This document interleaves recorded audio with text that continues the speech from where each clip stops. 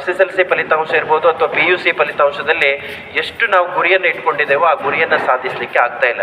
ಹಾಗಾಗಿ ಈ ಆದರ್ಶ ಟ್ರಸ್ಟ್ ಕೂಡ ಇವತ್ತೇನು ಮಾಡಿದೆ ಕೇಳಿದ್ರೆ ಮಾನ್ಯ ಜಿಲ್ಲಾಧಿಕಾರಿಯವರ ಕನಸಿಗೆ ಒಂದು ನೀರನ್ನು ಎರೆಯುವಂಥ ಪ್ರಯತ್ನವನ್ನು ಮಾಡ್ತಾ ಇದೆ. ಇಲ್ಲಿ ಒಂದು ಕಡೆ ಈ ಹಂತದಲ್ಲಿ ಕೂಡ ಕಾರ್ಮಿಕರೇ ವಿದ್ಯಾರ್ಥಿಗಳಾಗಿರಲಿ ಅಥವಾ ಪಾಲಕರಾಗಿರಲಿ ಪರೀಕ್ಷೆಗಾಗಿ ಯಾವ ರೀತಿ ಸಿದ್ಧತೆಯನ್ನು ಮಾಡ್ಕೊಳ್ಬೇಕು.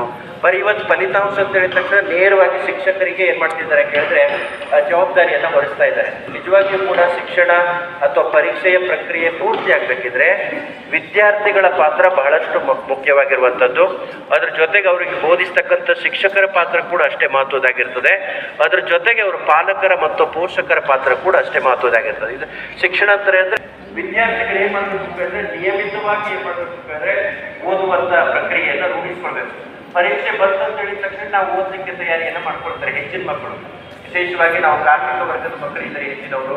ಪರೀಕ್ಷೆ ಬಂದಾಗ ಅಲರ್ಟ್ ಆಗ್ಬೋದು. ಅಲ್ಲಿವರೆಗೆ ಎಲ್ಲಿಯವ್ರ ಕಡೆ ಪಾಲಕರಿಗೆ ಪೋಷಕರಿಗೆ ಅವ್ರ ಕೆಲಸ ಕಾರ್ಯಗಳಲ್ಲಿ ಸಹಕಾರವನ್ನು ಮಾಡ್ತಾ ಇದ್ದಾರೆ. ಇನ್ಮೇಲೆ ನಾವು ಓದುವಂಥ ಪ್ರಕ್ರಿಯೆಯನ್ನು ರೂಢಿಸ್ಕೊಳ್ಬೇಕು.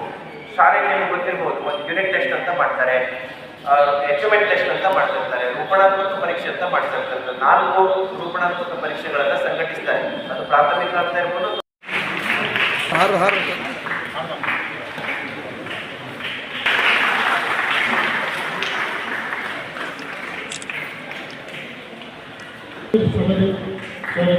ಹಾಗೂ ಅಂತಃಪ್ರದೇಶರಿಗೆ ಆದರ್ಶ ಟ್ರಸ್ಟ್ ವತಿಯಿಂದ ಸನ್ಮಾನ ಮಾಡಬೇಕು. ಎಲ್ಲ ಪದಾಧಿಕಾರಿಗಳು ಭಾಗವಹಿಸಿದ್ದಾರೆ. ಎಲ್ಲ ಪದಾಧಿಕಾರಿಗಳು ಆದರ್ಶ ಟ್ರಸ್ಟ್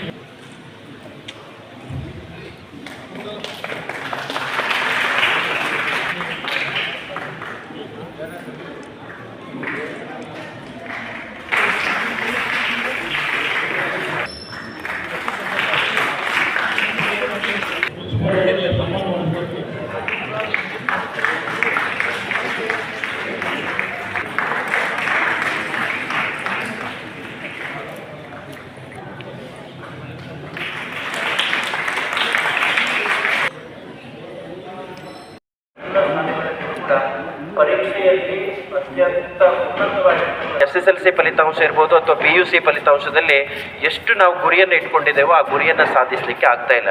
ಹಾಗಾಗಿ ಈ ಆದರ್ಶ ಟ್ರಸ್ಟ್ ಕೂಡ ಇವತ್ತೇನು ಮಾಡಿದೆ ಕೇಳಿದ್ರೆ ಮಾನ್ಯ ಜಿಲ್ಲಾಧಿಕಾರಿಯವರ ಕನಸಿಗೆ ಒಂದು ನೀರನ್ನು ಎರೆಯುವಂಥ ಪ್ರಯತ್ನವನ್ನು ಮಾಡ್ತಾ ಇದೆ. ಇಲ್ಲಿ ಒಂದು ಕಡೆ ಈ ಹಂತದಲ್ಲಿ ಕೂಡ ಕಾರ್ಮಿಕರೇ ವಿದ್ಯಾರ್ಥಿಗಳಾಗಿರಲಿ ಅಥವಾ ಪಾಲಕರಾಗಿರಲಿ ಪರೀಕ್ಷೆಗಾಗಿ ಯಾವ ರೀತಿ ಸಿದ್ಧತೆಯನ್ನು ಮಾಡ್ಕೊಳ್ಬೇಕು.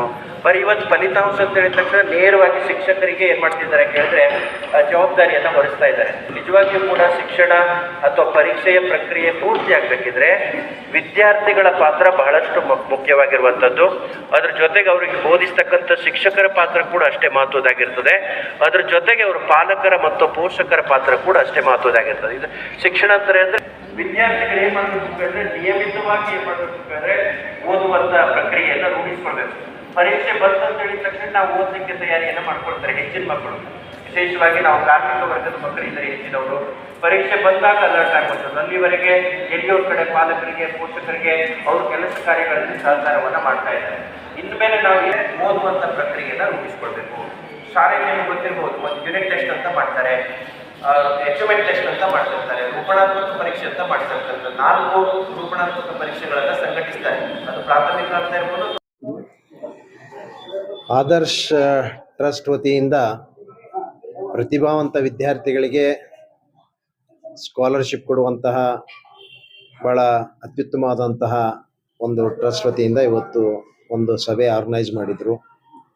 ಅದರಲ್ಲಿ ಶಾಕೀರ್ ಸಂಧಿ ಕೂಡ ಅಧ್ಯಕ್ಷರು ಇದ್ದರು, DCC ಅಧ್ಯಕ್ಷರಾದಂಥ ಅಲ್ತಾಫ್ ಹಳ್ಳೂರವರು ಇದ್ದರು, ಎಕ್ಸ್ ಕಾರ್ಪೊರೇಟರ್ ಅಂತ ವಾಬ್ ಮುಲ್ಲಾ ಅವರು ಇದ್ದರು, ಬಶೀರ್ ಗುಡ್ಮಾಲ್ ಇದ್ದರು.